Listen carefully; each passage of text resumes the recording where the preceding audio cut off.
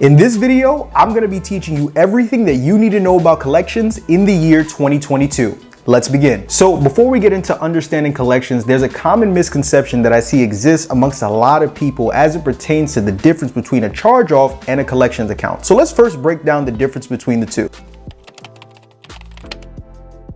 So a collections account is a credit account that you haven't made a payment towards in over 180 days. Once that credit account passes that 180-day mark, that creditor then takes the debt that you owe to them, they sell it to a collections agency at a fraction of the cost, and now that collections agency will begin to pursue you for this debt that you owe. Now, a charge-off, on the other hand, is similar in the fact that it takes place once you haven't made a payment on that credit account in 180 days, but the difference is, instead of that creditor taking that debt that you owe to them and selling it to a collections agency, they instead just assume that they're more than likely not going to be able to collect on this money that you owe, and they just consider it a write-off on their taxes. Both can stay on your credit report for 7 years plus 180 days. Both can negatively affect your credit report, and both are the byproducts of the same thing, not paying your bills. So if you're watching this, please pay your bills and pay them on time. But now that you understand what a collection is, moreover, you understand the difference between a collection and a charge-off, let's talk about a key term that you need to know to properly combat and deal with collections in the year 2022. That term being statute of limitations.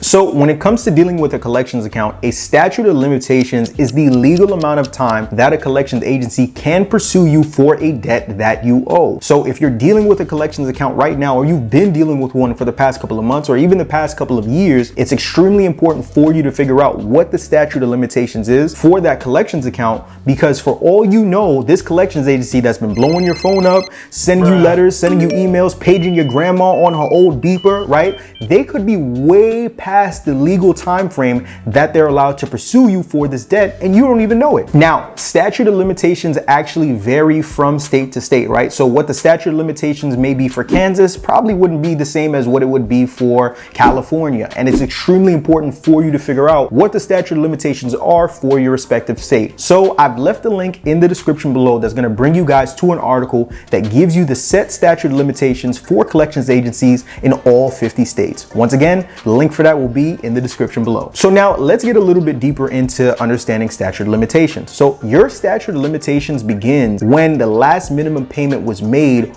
on that respective credit account, right? So if that last minimum payment was made 180 days ago, that's when your statute of limitation begins. If it was made, 3 years and 180 days ago, that's when your statute of limitations begin, and so forth and so on. Now, did you know that every time that you make a payment towards a collections account, you actually reset the clock for the statute of limitations on that respective account? So to give you an example, let's say that you have a collections account and the statute of limitations for that collections account is 5 years, meaning that that collection agency has 5 years where they can legally pursue you for this debt that you owe, right? Now let's fast forward. Let's say that you've now had this account in collections for 4.5 years, meaning that you now have 6 months left before this collections agency can no longer legally pursue you for the debt. But a couple of months into those last 6 months, you make a payment of $1, a penny, a nickel, a quarter, whatever that payment may be towards that collections account. That statute of limitations clock now gets reset back to day one, and now that collections agency has a brand new set of 5 years that they can now legally pursue you for this debt that you owe. This is one of the many reasons why a lot of credit specialists advise for consumers not to make payments on collections accounts, along with the fact that when you do make payments on these collections accounts,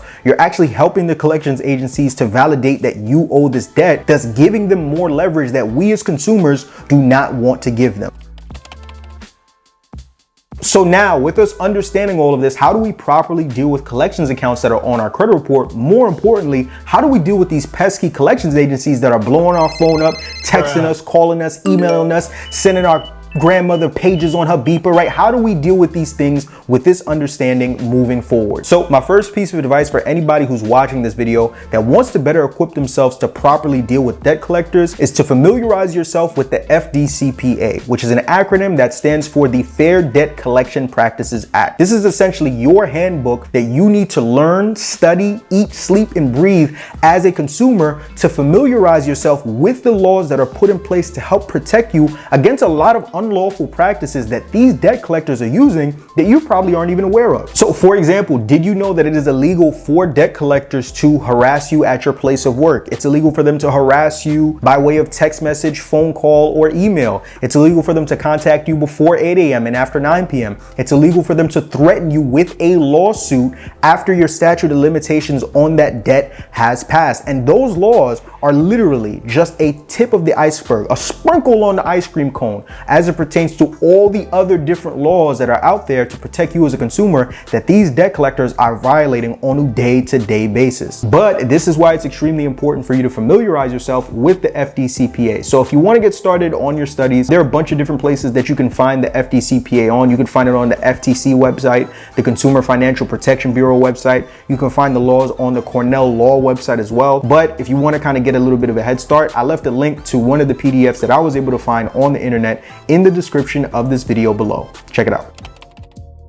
Speaking of the CFPB, if you're watching this video and you've actually already started your credit repair processing when it comes to dealing with collections accounts on your credit report, one great way to improve your chances of getting these pesky negative collection accounts removed from your report is involving the CFPB along with the BBB in the dispute flow that you're currently going through now. From my personal experience, if you're trying to dispute collections accounts off of your credit report, simply sending letters to the credit reporting agencies is not going to be enough to get you results. You have to get other third parties involved, right? We've talked about the secondary credit reporting agencies like LexisNexis, SafeStream, and Innovis, but then also you have to take into consideration the Consumer Financial Protection Bureau and the Better Business Bureau, because these are also bureaus that are overseeing making sure that creditors and credit reporting agencies are compliant with laws that are put in place to protect you as a consumer, right? So if you've been disputing on these collections accounts, but you haven't already started to involve the CFPB and the BBB, it's extremely imperative that you get to doing so ASAP. But